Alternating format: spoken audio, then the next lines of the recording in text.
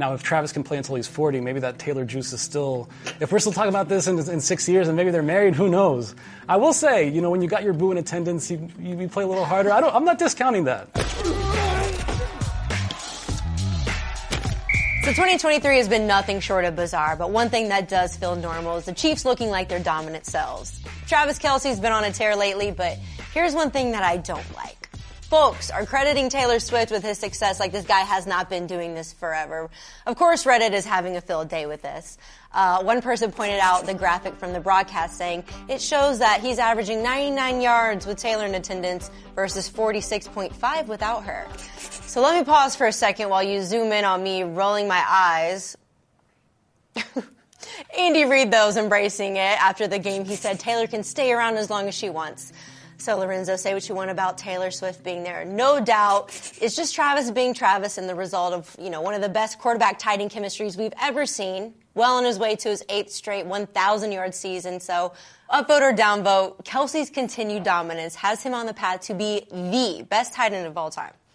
I'm going to downvote this. Ooh. Yeah, listen. It's been such a great compressed string of production. There's no doubt. But I want to get this right. So, Travis Kelce's rookie season, he was 24 years old. He didn't play. His second season, he was 25. He started to contribute. By the time Tony Gonzalez was in his I think, 5th season, he was 25. He had posted his 3rd All-Pro season. Yeah, I want to get this right, too. Tony Gonzalez right now has 4,258 more yards than Travis Kelce. He has 38 more touchdowns. Travis Kelce's 34. He's been nice, there's no question, but I just think that longevity, Tony Gonzalez has it right now. Now, if Travis can play until he's 40, maybe that Taylor juice is still. If we're still talking about this in 6 years and maybe they're married, who knows? I will say, when you got your boo in attendance, you play a little harder. I'm not discounting that. The thing is, she's probably watching it on TV either way. So, right. But yeah, I mean, if he continues on this pace, he's in that conversation. But I think with the numbers Tony Gonzalez put up, I think he's the one. Fair enough point. All right, Safid, following up with you real quick. We've said this a lot. The season has thrown us tons of curveballs. Just when you think a team is good, they lose to a massive underdog. But which team, if any, do you think poses the biggest threat to the Chiefs in the AFC as we finally hit this midway point of the season? Look, the Dolphins leave a lot to be desired. So do the Bills. So do the Cincinnati Bengals. But I think the best team in shape right now is probably the Baltimore Ravens.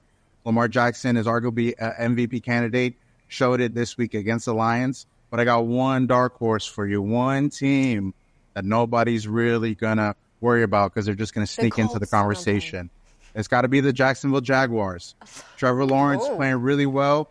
Travis Etienne, Christian Kirk, Calvin Ridley, Evan Ingram. It's probably one of the best offenses in the NFL with those guys playing the way they are in year 2 of Doug Peterson's reign there in Jacksonville. Look out for the Jaguars. They played the Chiefs in the playoffs last year, too. So they've seen them up close. Probably going to have a home game as well in the playoffs this year, too, because they're going to run away with their division. But keep an eye on Jacksonville. I like their prospects to take down the Chiefs this year, as crazy as it may sound.